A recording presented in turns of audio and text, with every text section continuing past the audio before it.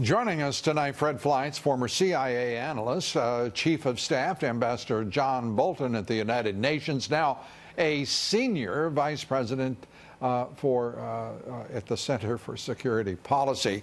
And Fred, great to have you with us. And I think it's terrific that tonight, on this 20th of October, 9 months ago, the president inaugurated. And today, Raqqa is in the hands of U.S.-backed forces in Syria. ISIS is being rolled back. The successes, as the president promised, have been incredible, particularly compared to the passivity of the previous administration and its campaign against ISIS, such as it was.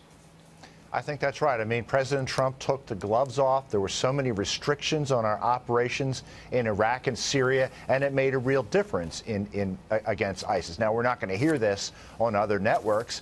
I think we're seeing some cautious signs of progress on North Korea. But I don't know that sanctions against North Korea will ever work.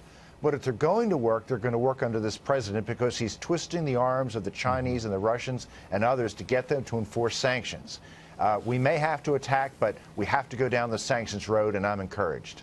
And in the case of North Korea, the Secretary of State today suggesting it might be months before, only months before North Korea has the ability to deliver a nuclear warhead on a ballistic missile.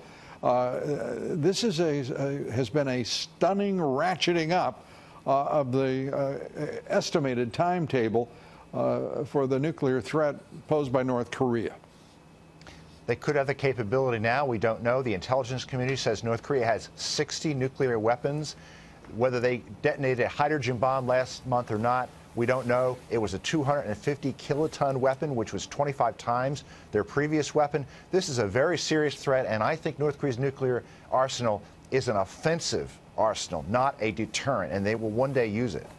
And as we are watching this, we hear from the Secretary of State again, almost impossible to contemplate language. Tillerson saying that he wants to balance his views with those of the president. Are you kidding me?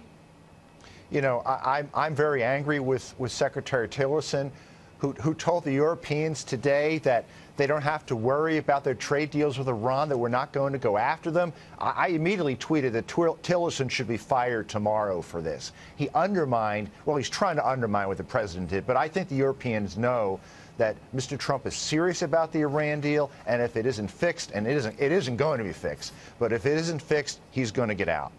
This is a very difficult moment for many people to understand. The president is tolerating such abuse from his own cabinet that I don't react well to it, I will tell you. I just cannot imagine a person not deferring to the President of the United States, any American citizen, and to have this kind of arrogant insubordination on the part of a Secretary of State is it's infuriating. And I have to give the president all the credit in the world. This is a man I don't think most of us would have ever expected to be this tolerant, to be this generous, and nor would have I expected Rex Tillerson to be such a small and silly person. You know, I think we should think of this in light of the really inappropriate speech George W. Bush gave yesterday. The Bush circle is not in Trump's circle, and the Bush circle helped staff Trump's national security team. Yes. And that's why there's been all this trouble on the Iran deal, the Paris Climate Accord, radical Islam. At the end of the year, the president has to take account of who gave him good advice on personnel, and make some major changes. Yeah, this is truly